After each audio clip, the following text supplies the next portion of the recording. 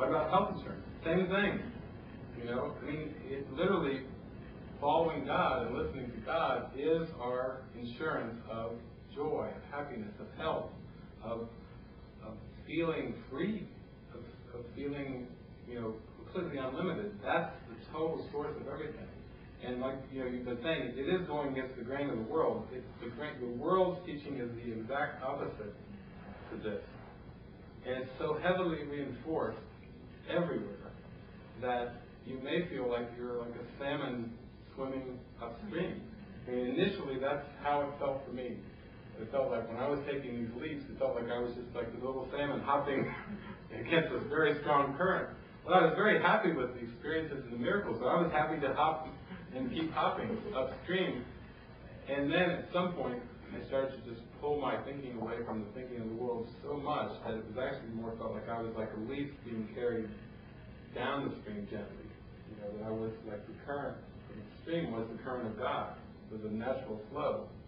And that I was just like a little twig or a leaf that was just gently being carried down and around. Quieter and calmer, and more serene. I have another practical question. I don't know if anyone has anything, but those are when you describe kind of the some of the exterior things. There had to have been some foundation that you were building from, you know, in your quiet time, your reading, your prayer. I don't know, and that's different for everyone.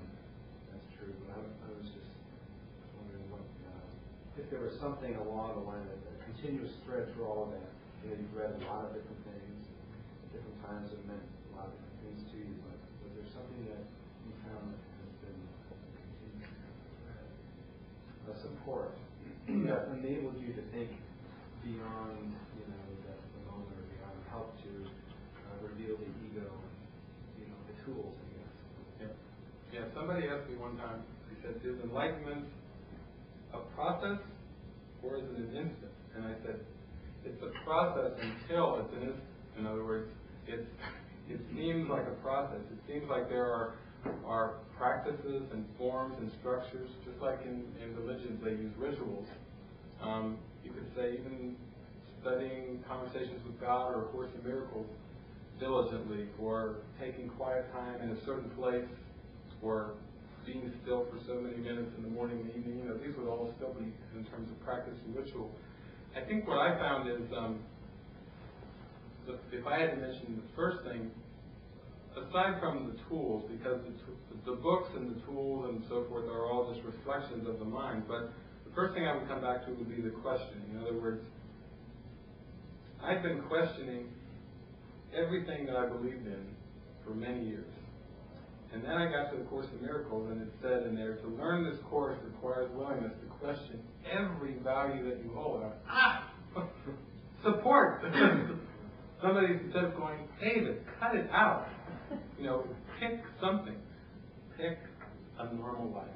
Just pick any job, any church, any partner, any something, but just live a normal life. Quit questioning everything. It's just getting on my nerves. They'll say, you know, but here was the course. This was supposed to be Jesus Christ saying, to learn this course requires willingness to question every value that you hold. So I'm like, yay, this is good. This is support. So that has continued all along. In other words, I've had the sense that the ego is so deep that in order to transcend it entirely, you have to be willing to question.